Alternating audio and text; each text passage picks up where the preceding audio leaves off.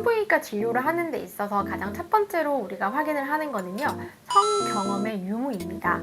사실 지금 이제 이렇게 오늘 얘기하는 이런 그 검진에서 중요한 거는 이제 우리가 성 경험 여부에 따라서 이 검진을 해야 될지, 한다면 어디까지 해야 될지가 나뉘거든요. 일단은 지금까지 말씀드린 것들은 성 경험이 있는 여성에서의 적용되는 내용이라고 보시면 돼요. 일단 기본적으로 성 경험이 없는 경우에는 HPV에 감염되었을 확률이 거의 극히 없다, 매우 낮다라고 볼 수 있기 때문에 HPV 검사를 당연히 하실 필요가 없고요.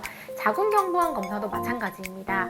자궁경부암 검사도 HPV에 의해서 경부암이 90% 이상 생기기 때문에 이것도 사실 안 하셔도 괜찮아요.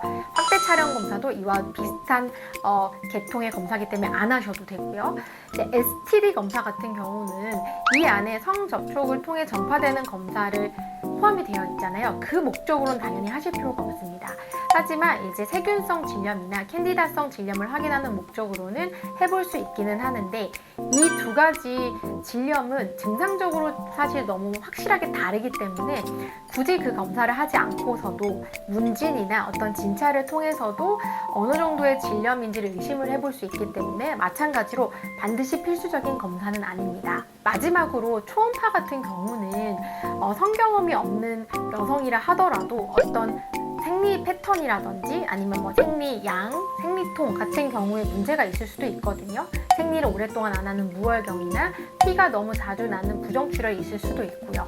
그래서 이 경우에는 검사를 하실 수가 있는데 검사 방법에 조금 차이가 있습니다. 성경험이 있는 경우에는요, 질초음파를 통해서 초음파를 보는데, 사실은 질초음파를 통해서 봐야 자궁과 난소가 되게 잘 보입니다. 그래서 이제 검사를 하는데 성경험이 없는 경우에는 저희가 질 안에 어떤 기구를 넣지를 않습니다. 그렇기 때문에 질초음파를 할 수가 없어요. 그래서 질과 상당히 붙어있는 항문을 통해서 직장 초음파를 합니다.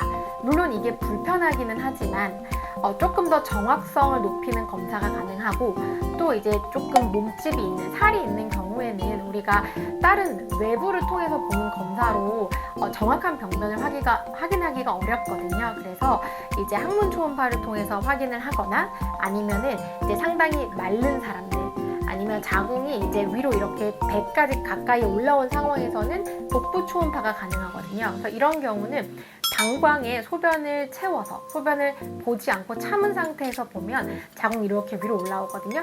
그런 방법을 통해서 복부 초음파를 통해서 확인을 해볼 수가 있겠습니다. 그래서 성 경험이 없는 여성은 이 5가지 5대 검진 중에 초음파만 하거나 안 하는 건데, 특별한 증상이 없으면 사실은 안 하고 지켜보셔도 되지만 어느 정도 30대 이상 넘어가면 1년이나 2년에 한 번은 검진을 통해서 확인을 하시는 게 좋다고 생각이 됩니다. 산부인과적으로 궁금하거나 불편한 사항이 있으시다고요? 그렇다면 삼성 리안 여성의원으로 오세요!